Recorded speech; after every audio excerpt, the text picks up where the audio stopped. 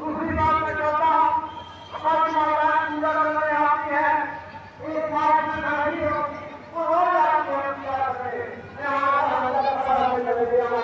होने लगती है।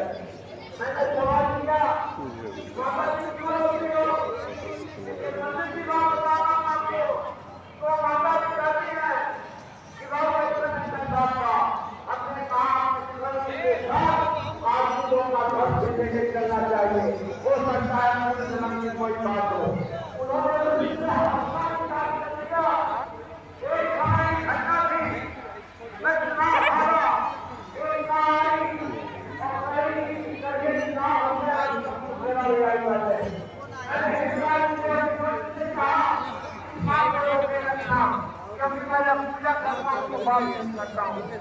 ये लोग रोकते रखे, मैंने कहा ये माँ है, अगर घर के बाहर रोटी खिलाने खिलाती है और ये दूसरी रोटी खिलावे तो कोई अपनी माँ को नहीं छोड़ता है। वो बुढ़िया माँ मेरा पैर पकड़ने लगी। एक दिन की घटना थी, एक बहू आई और माँ के मरने में माथा टेक के कहती है, हे माई बेटवा हो जाए तो मैं पहुंची बड़ी नाराज हूँ। हमने अपनी बात छोड़ दी, हमने कहा माँ जी को भर देगा।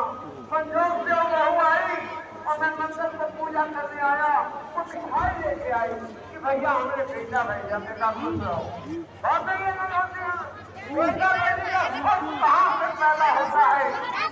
हमारे जो माँ के पास जाती है, हमारी बहन माँ के पास जाती है, वो फरियाद के पास जाती है कि हमको बेटा दे। ये भावनाएं क्यों आई? ये केवल दहेज प्रथा के प्रकोप से आई।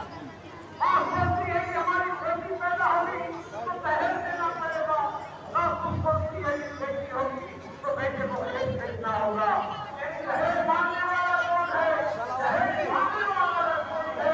तो माँ है, चाहे वो बाप से बच्चे हो, चाहे माँ के बच्चे हो।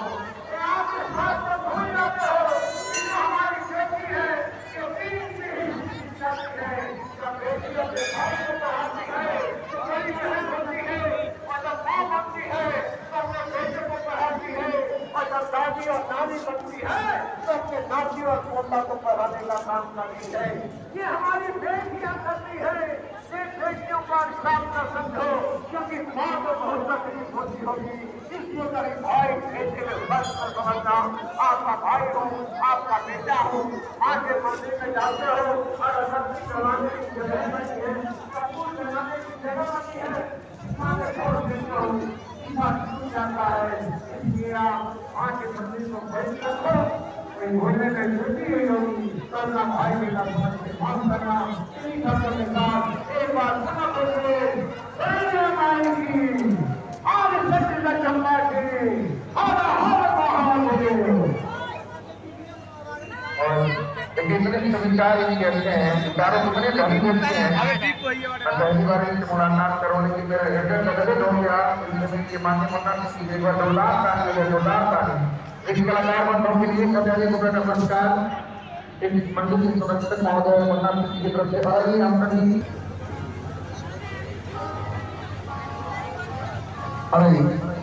ऐसी प्रथम प्रचलित है, किसी काम को शुरू करने से पहले हम श्री गणेश जी महाराज को याद करते हैं। तो श्री गणेश जी ने एक हाथ दिया, मैं चाहूंगा एक हाथ सभी लोगों पर करेंगे, सभी लोग एक हाथ ऊपर। जिसको गणेश जी ने हाथ दिया है, मुझे यहाँ के लोगों का यही प्यार तो दोबारा खींच के लाता है। यहाँ के लोग बड़े दिलदार हैं।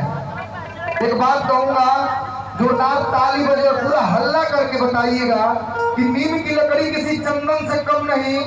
कि नीम की लकड़ी, अगर मेरी आवाज आपके दिल तक पहुंचे तो मैं जोरदार पहले ताली चाहूंगा कि नीम की लकड़ी, अभी तो मैंने बोला ही नहीं मेरे दोस्त, कि नीम की लकड़ी किसी चंदन से कम नहीं और ये नौतरवा की धरती किसी लंदन से कम नहीं। एक बार जोरदार ताली हो। बोले बरेलिया धाम की।